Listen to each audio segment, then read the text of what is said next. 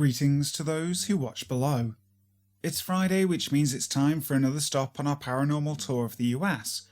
And this week we're in the final resting place of one of the Gothic masters of fiction, Edgar Allan Poe, Maryland. But before we start, I'd like to say thank you to those who dwell below, an exclusive channel membership you can check out using the link in the description box.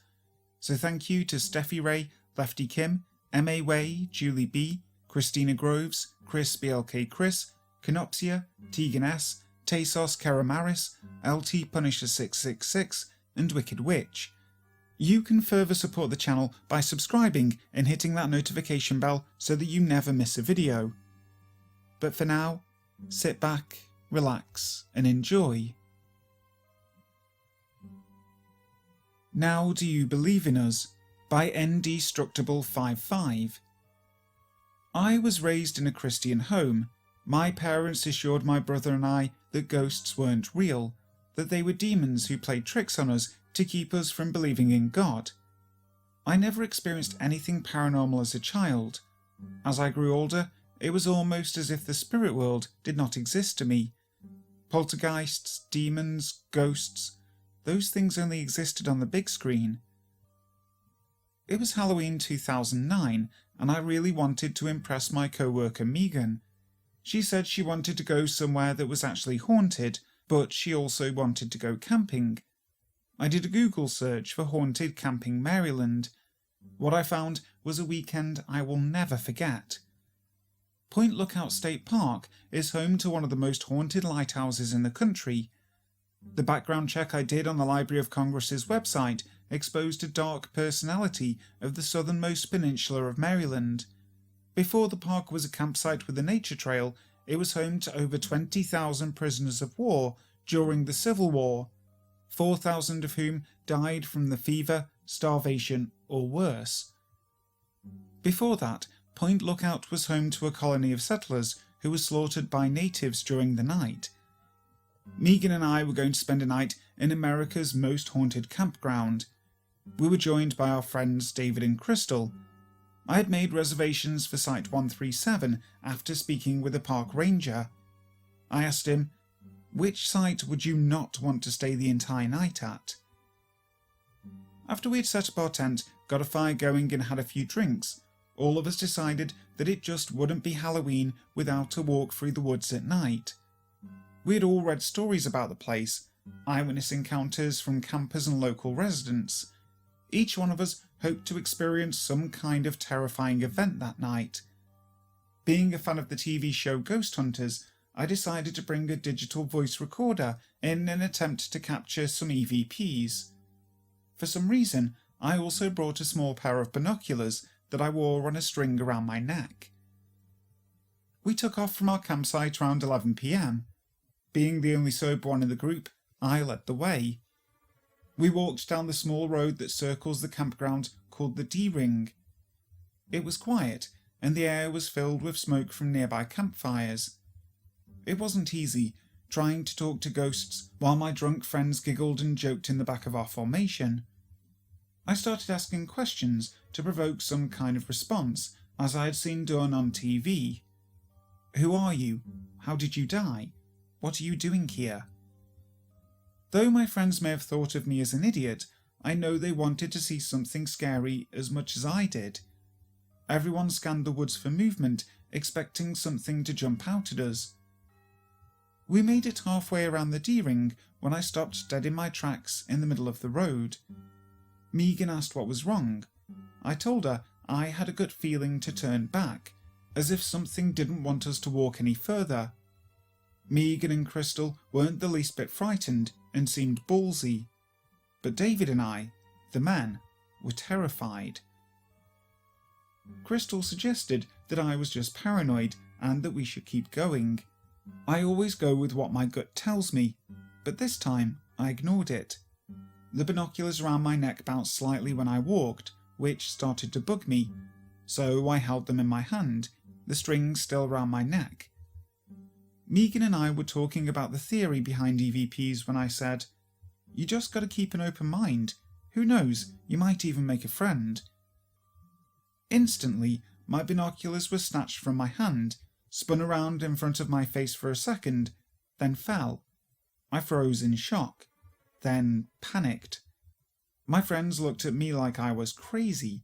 They didn't see a thing. Shaking like a leaf, I explained what had just happened. We all agreed to go back to our tent. Later, I analysed the tape. After my initial contact with that thing, I told it, "If you want to talk, all you have to do is say something. I'm listening. Please don't touch me again or any of my gear." An audible voice can be heard on the tape responding, "I won't." Later that night, Megan and Crystal wandered off to get some more wood for the fire. They'd been gone for about an hour for something that should have taken 15 minutes. David wanted to go find them.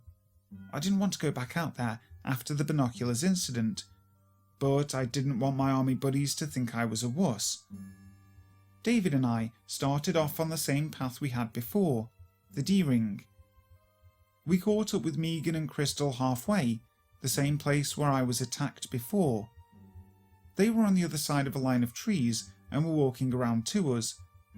I had been telling David how you shouldn't fear the dead, you should fear the living, because only real people can hurt you. I said, I think I'd be more afraid of getting killed by a Taliban than getting scared by a ghost. As soon as I said that, I felt my upper body vibrate and felt something pass through me, as it breathed heavily into both my ears with an asthmatic tone of voice. I went through all the emotions again, panic, fear, excitement. But then I found a new feeling, adrenaline. The pure adrenaline from that single experience drove me to provoke the thing again. I started yelling into the trees, "You want a piece of me? Come on, hit me with your best shot." I heard the spirit walk off into the forest. My friends looked at me like I was insane. David said, "Dude, don't do that. You're going to make it mad." I found it difficult to sleep that night. I analysed in my mind every sound I heard outside our tent. I was scared. But looking back now, I remember the emotion I felt when I was confronted by what I now believe to have been a poltergeist. Most people feel sad around a ghost, depressed or sometimes angry. I felt like it just wanted me to know that it existed, as if to say, "Now do you believe in us?" I've never had any experience like that in my life, and I've never felt more alive. The feeling is awesome, knowing you're out there in the middle of so much haunted history. My story is one of hundreds, maybe thousands of people who have witnessed something paranormal at Point Lookout State Park. All I know is this experience will make me more prepared for the next time I visit. The Goatman. Since the 1950s, the citizens of Maryland have told legends about the Goatman. This creature is described as a half-goat, half-human cryptid that is extremely aggressive and has been known to kill people who trespass into its domain. The legend of this creature states that cars parked on non-lit or poorly lit back roads are the most vulnerable to the anger and fury of the Goatman. His weapon of choice is reported to be an axe that he swings with the strength of 2 grown men, easily able to penetrate the thin car doors and roofs of preoccupied parked teenagers. When asked about where the Goatman came from, the locals will tell the tale about how the creature was once a mad scientist who worked at the Beltsville Agricultural Research Center. The scientist was experimenting on combining human and goat DNA when a lab accident occurred, which resulted in tragedy. The scientist became the victim of his own experiment and turned into the monster he was trying to create. He now roams the backwoods, looking to take out his anger on anyone he encounters that was foolish enough to enter his woods. In the September of 1976, the staff of Woodmore Country Club noticed a beast outside of the club in Woodmore, Maryland. One of the staff members tried to cast him away from the club when he observed that the creature was more than just a beast. The sturdy animal was instead a goatman. The staff claimed that there were bones scattered all around the beast. They then ran into a safe room of the club, waiting for the goatman to go away. But Maryland is not the only state to tell tales about the Goatman. The legend is also told in Kentucky, Texas, Florida, Michigan, Alabama, Arkansas, Indiana, and Wisconsin. He is known by many different names, the Pope Lake Monster and the Lake Worth Monster being among the most well known. He stalks different locations, bridges, abandoned buildings, and areas around lakes. But reports of his anger and his drive for blood are always the same. No matter what Goatman you encounter, you can always be rest assured that he will be angry and is best to be avoided at all times. The Uninvited Guest. This story took place on July 7th, 2004. I was at my mother's house in Aberdeen, Maryland. It was summer, and I was living at home after my freshman year at college in New Orleans. I should have stayed in New Orleans and lived at my new apartment, but no, I decided coming home and working for my father for a few months would serve me best. Stupid decision. That morning, I got into a bit of an argument with a girl I was interested in, and I was feeling really low and angry right off the bat. On top of that, I ventured down to Baltimore City to attend the funeral viewing of one of my friend's fathers. I'd been to several funerals, so no big deal. I hung around with some friends afterwards at a house in Ellicott City before I made the eventual drive back up to Aberdeen at around midnight. Now at this time, I'd lived in my mum's house since 2002, which was 2 years after my parents separated. Nothing strange had ever happened. I'd heard little things about how the previous owners were old people who had died, but nothing too frightening. I'd seen ghosts previous to this story. I didn't like them, but I never got the feeling my mum's house had any activity going on, let alone in my bedroom. I came home and went to bed around 1 a.m. that evening. Yeah, I guess I'd had a shitty day, but nothing I hadn't been through before. So as I'm lying there trying to fall asleep, I start to hear my bedroom door creak open. This has happened before, so I ignored it. Then it keeps creaking, and creaking, and creaking. Now I'm lying on top of my blankets, feeling the ceiling fan blow on my legs as it occurs to me, man, that creaking isn't stopping. Just then, I stop feeling the wind from the ceiling fan on my leg. Then that thought crosses my mind. That feels weird. Just then, a jolt of bad feelings shoots up my back, and I instantly pull my blanket over my head. I guess that's where the term spine tingling came from. It was a horrible feeling of shock, fright, and nervousness that hit me in the spine, stomach area all at once. So in that 2 to 3 second time span that I'm under the covers, I think, man, if I take these covers off, I'm gonna see something.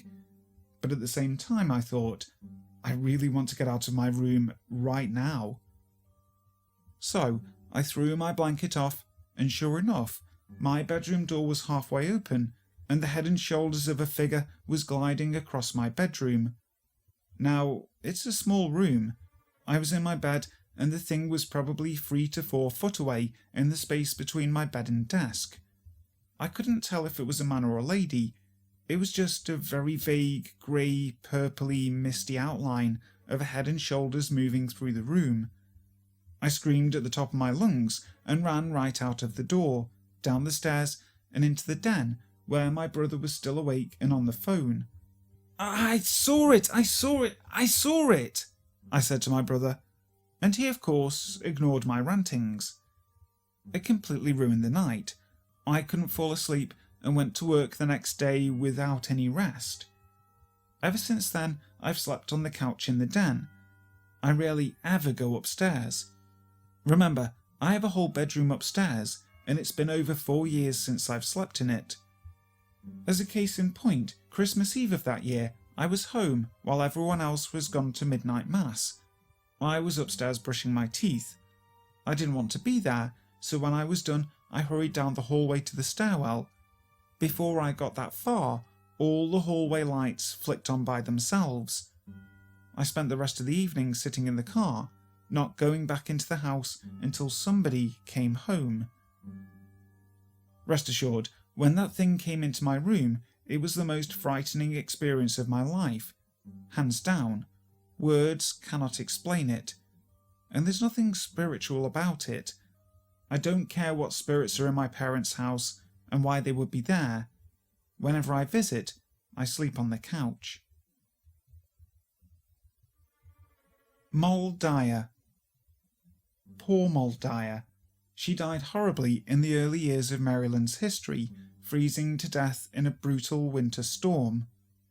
She was no more a witch than those unfortunate souls who were crushed to death by rocks in the Salem witch hunt insanity of the early 17th century in Massachusetts. But fear is a terrible thing. A tragic victim of superstition, ignorance and vigilante justice, the tale of Moll Dyer is one of southern Maryland's most enduring legends. Just south of Leonardtown, a stream meanders under Route 5, with hills to its west and modern homes scattered around it. This is the area that held the colonial home of Moll Dyer, whose story first came to light in the late 19th century in the paper The St. Mary's Beacon. The author of the piece, Joseph F. Morgan, noted that the story was already 100 years old. He figured the woman's home must have been about a mile south of the old county almshouse, a 19th century relief system providing food and shelter for the county's homeless. This building stood, for geographical reference, in the woods behind the current St. Mary's County Technical Center and Leonardtown High School. Moll Dyer, described in Morgan's article as an old hag, lived in a ramshackle home. She was shunned by the locals, who feared her tall stride and baneful gaze. Her history no one knew, Morgan wrote, but there were stories told of her in another day and another country where her lot was different, and where all that was refined and beautiful waited on her hand and foot. Some great sorrow, which crushed hope and love out of her young life, came upon her.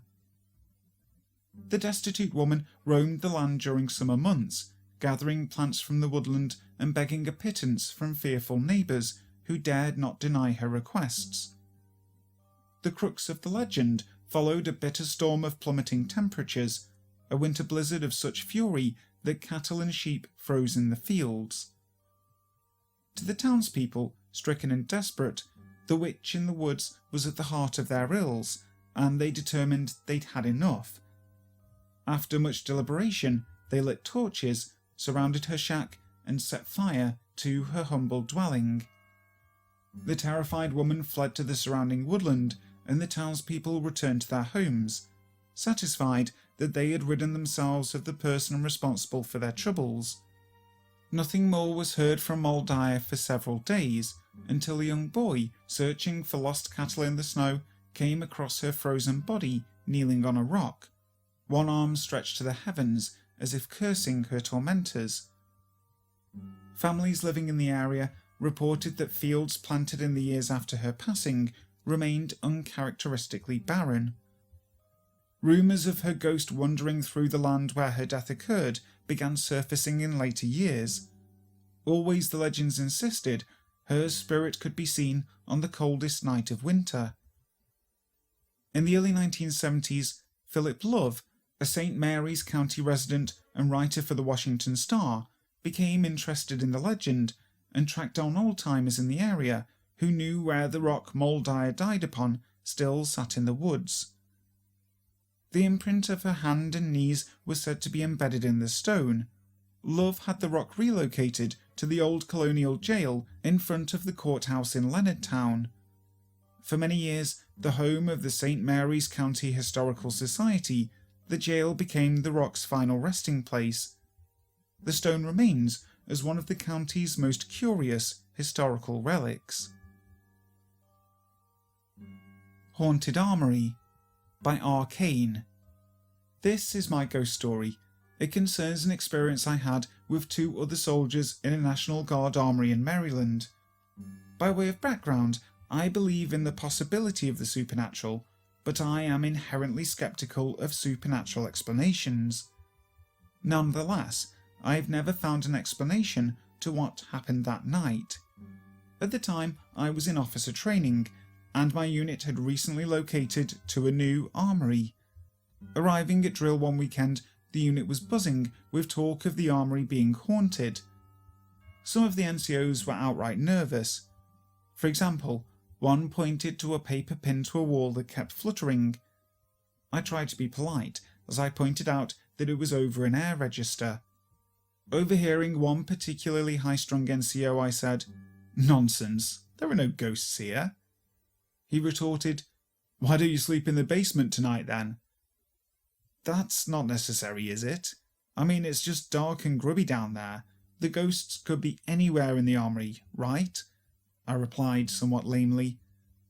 The NCOs chuckled at me, thinking that my reluctance was fear as opposed to my concern for overall grubbiness. Maybe they were a little right, but I wasn't going to cave in to silly ghost stories. So I ultimately agreed to stay down in the basement that night, but with the proviso that two of my friends stay with me.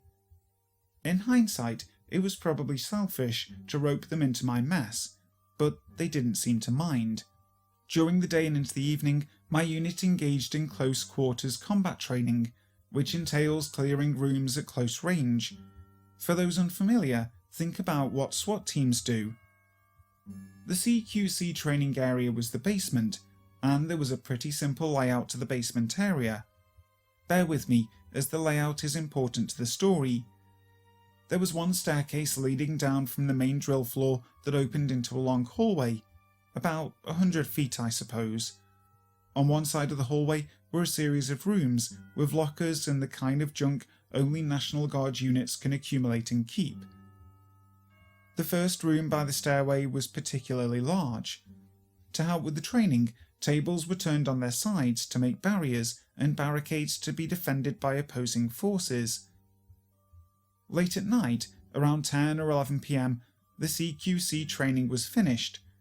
It went so late because they wanted to do room clearing with night vision devices. I hadn't been particularly looking forward to this, and figured that all had been forgotten in the day's excitement.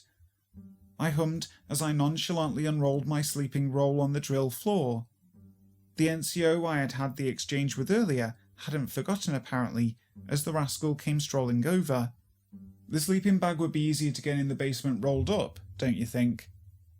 "Eh?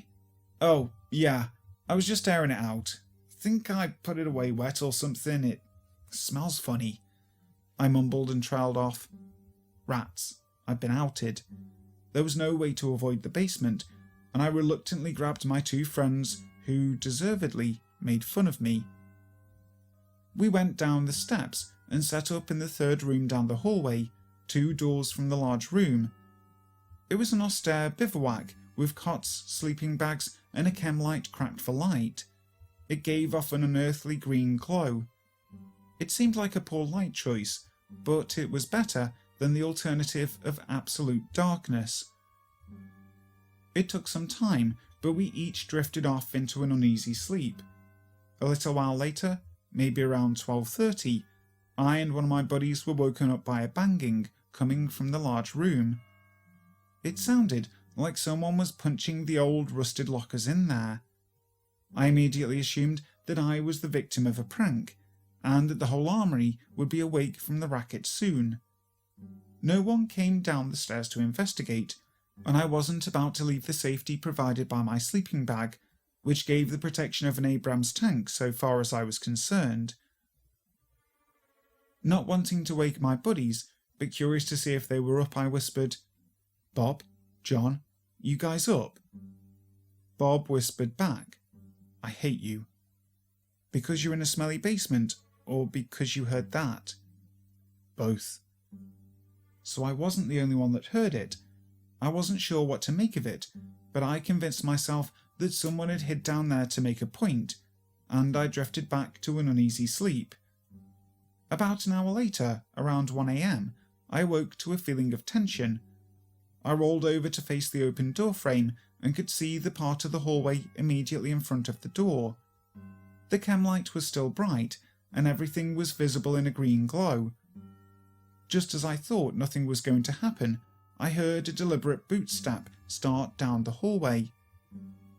I'd heard no one come down the stairway, but I was expecting to see one of my dishevelled NCOs ambling down the hallway for a laugh. The boot steps were slow and regular, but they were coming closer. He would have to walk past my door, and then I would have the devil. The steps were closer, and then it walked past the door and down the hall, growing fainter. That simply wasn't possible. As it got to the end of the hall, it stopped for a moment, and then I heard it coming closer again. I squinted and focused on the doorframe as I have seldom focused on anything in my life. Step, step, step, getting closer. Step, step, step. It's almost here. And again, whatever it was passed the door unseen. I should have got up to investigate. I know it. I just simply couldn't move. In pure exhaustion, I eventually went back to sleep. A few hours later, I woke up again. Same drill. Step, step, step. Never saw anyone. By the time sunrise came at around 5:30, I was never so glad to wake up early. I eagerly started rolling my kit, humming again. John said, "Well, what do you think?" with a shy smile. "There's some strange stuff happening, but I don't know." With that, a piece of cardboard that had been duct tape over the window fell off. It almost seemed like it was violently torn away. It had been put up the night before to maximise the darkness for the night vision devices, and it stayed up all night. You know, the rising sun could have warmed the tape and made it fall off. Both my buddies stared blankly at me. "What? Just saying it could be..." "Shut up." More staring. "All right, whatever." To this day, I don't know what happened in that basement. The lockers, the steps, the cardboard. Each thing individually could be chalked up to the random odd happenings in old buildings. Taken together, it makes me wonder. Hi guys, thank you so much for listening to today's video. I really hope you enjoyed it. If you did, make sure to leave a like and also subscribe to the channel if you haven't already. If you're looking for more paranormal tales from the US states, make sure to check out the playlist that'll come up near the end of the video. So, until next time, sleep tight.